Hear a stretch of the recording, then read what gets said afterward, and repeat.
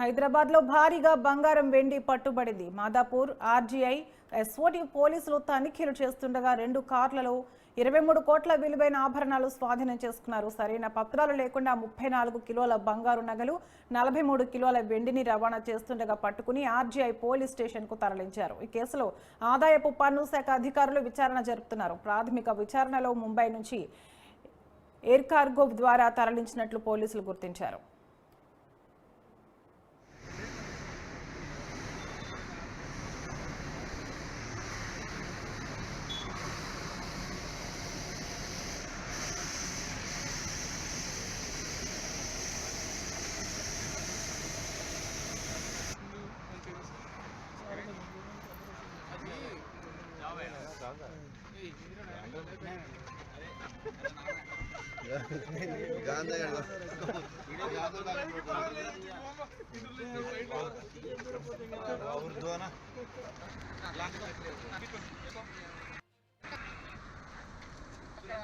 ఓకేనా సార్?